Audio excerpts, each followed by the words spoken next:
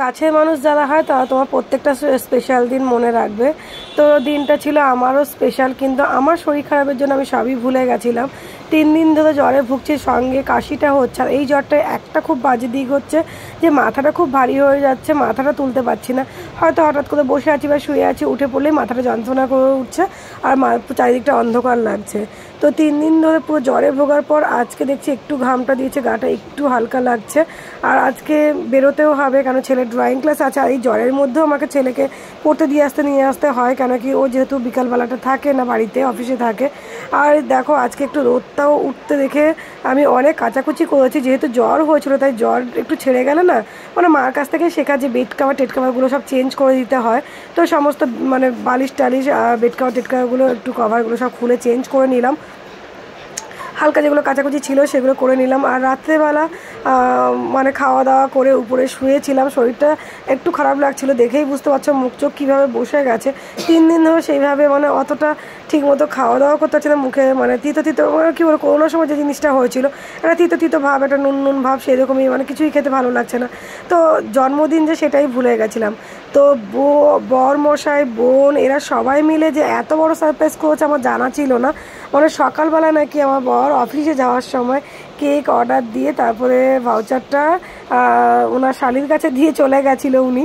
আর শালিকে বলে গেছিলো রাত্রেবেলা 12টার সময় কেকটা, মানে ও বাড়ি রাত আগেই নিয়েছিল বাড়িতে, ওদের বাড়িতে, আর রাত্রেবেলা নিয়ে এসেছিলো। তো তার সঙ্গে বোন। তো এবার হচ্ছে কেক কাটার পর্ব। তো ওদেরকে দেখে আমি তো পুরো অবাক হয়ে গেছি, কেন নিচে গেটে তালা দেওয়া হয়ে গেছিলো, আমি উপরে চলে এসেছি, হঠাৎ করে যদি বোন আসে।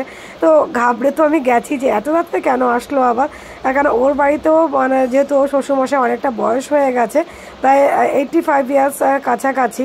তো ওনারও শরীরটা অসুস্থ, আমিও ঘাবড়ে গেছি যে এত রাত্রে কেন হঠাৎ করে চলে আসলো। তো তারপর দেখি যে পেছন দিকে হাতে কেক নিয়ে ঢুকছে, মানে এত খুশি হয়েছে আর বলে বোঝাতে পারবো না। এটাই হয় যে তোমার নিজের কাছের মানুষগুলো হবে, তোমাকে ভালোবাসবে, ছোটো ছোটো খুশিগুলো দিয়ে এতটাই খুশি করে তোলে যে এদের কাছ থেকে আর দূরে মানে পালিয়ে যাওয়াও যায় না, রাগ করেও থাকা যায় না। তারপরে দেখো সব গিফট একে একে।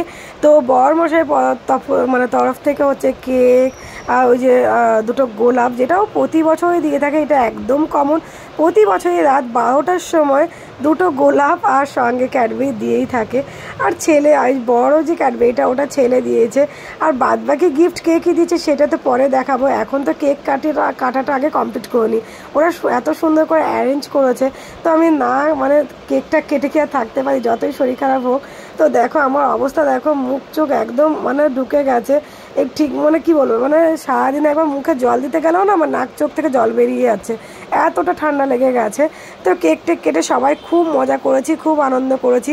আর এইভাবে রাত্রেবেলা উপরে ঘরে কোনো প্লেট আনা ছিল না, তো সবাই মিলে এখান থেকে কেটে নিয়ে হাতে করে খেয়েছি, কোনো প্লেট আর লাগেনি।